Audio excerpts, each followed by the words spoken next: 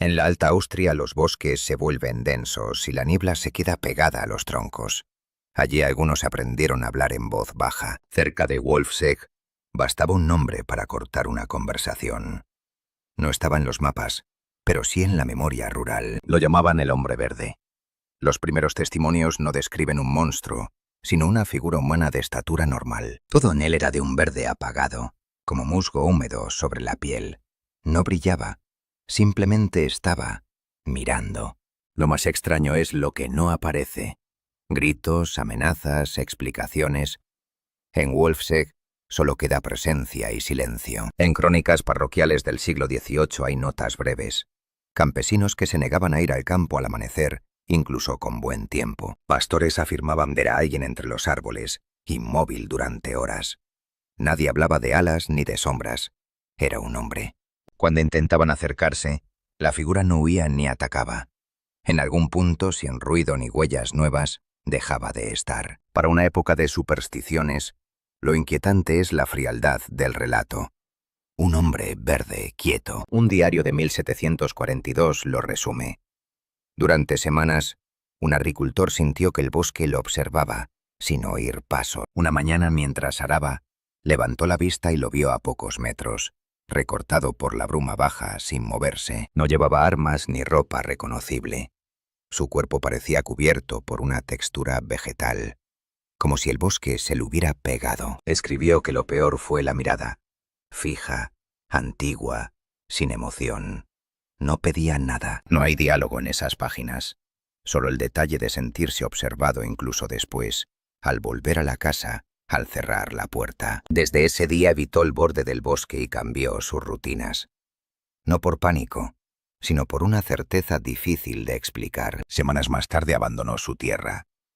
El registro de la parroquia dice que vendió sus pertenencias a bajo precio y se marchó. Nunca explicó el motivo en público. Y en un lugar pequeño, ese silencio pesa más que cualquier rumor. Con el tiempo, otras aldeas cercanas repitieron la misma figura. Verde apagado, quietud absoluta y la sensación de ser observado. Lo inquietante es la ausencia de interpretación.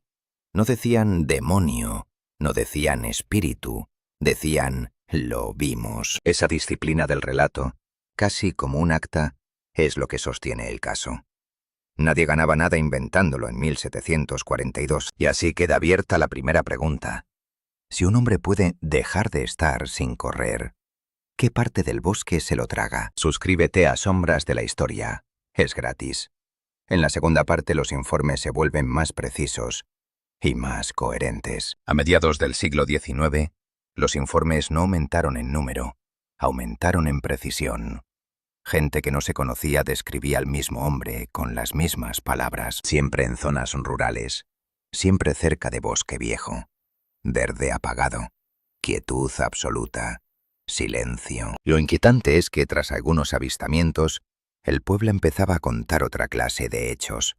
No grandes tragedias, pequeñas grietas en la normalidad. Un termero que enfermaba de la noche a la mañana, sin fiebre clara, sin herida visible.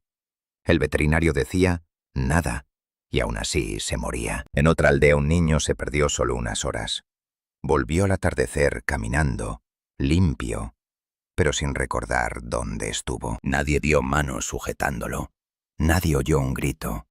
Solo el bosque, quieto, como siempre. Llegó el verano y la cosecha se pudrió antes de cortarse.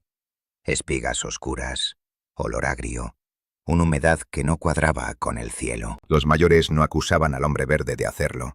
Decían que venía antes. Esa idea lo convierte en presagio, no en cazador. Una señal que aparece y luego se retira, dejando a la gente mirando sus propios miedos. Y aquí entra la psicología colectiva. En comunidades pequeñas, un patrón repetido termina por volverse símbolo. Pero en Wolfsegg, el símbolo no nació del rumor. Nació de la observación, anotada y repetida durante décadas. Por eso los testimonios suenan fríos, casi administrativos. Altura normal, color verdoso, inmóvil, desaparece sin huellas nuevas. Algunos intentaron explicarlo con un ermitaño, con una enfermedad de la piel, con una broma. Ninguna teoría alcanza todos los detalles, porque el efecto más constante no fue el susto, sino la persistencia. Quien lo veía decía sentirse observado incluso años después. En cartas privadas aparecen sueños recurrentes. Una figura verde, quieta, esperando entre los troncos. Y entonces llega el dato que cambia el tono de los archivos. Huellas, pisadas humanas, regulares, que alguien pudo seguir. En 1881, un guardabosques decidió no conformarse con el relato y caminar tras esas marcas kilómetros adentro. Lo que encontró fue un camino de barro donde las pisadas de pronto terminaban. Ni vuelta atrás, ni salto, ni rastro lateral. Alzó la vista y vio la silueta inmóvil entre los árboles, como si el bosque lo hubiera escrito con musgo. Y en más de una carta aparece la misma advertencia. No lo mires demasiado tiempo, no intentes seguirlo. Si quieres la continuación, suscríbete a Sombras de la Historia. Es gratis.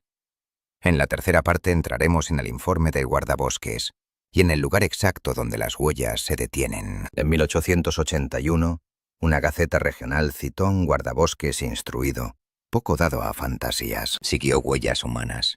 Paso regular, proporciones normales, marcas claras en el barro. Las pisadas eran humanas, ni pezuñas ni garras, solo botas en tierra húmeda. Kilómetros después, el rastro terminó de golpe, en mitad del sendero. No había vuelta atrás ni desvío, solo barro liso, donde el siguiente paso debía estar. Al alzar la vista, vio una silueta inmóvil entre los troncos, lejos, casi confundida con la niebla. Añadió un detalle nuevo. El cuerpo parecía cubierto de líquenes reales, como si crecieran desde la piel. En su carta habló de humedad y de corteza, como si el bosque literalmente se le hubiera adherido. No lo adornó con religión ni leyenda.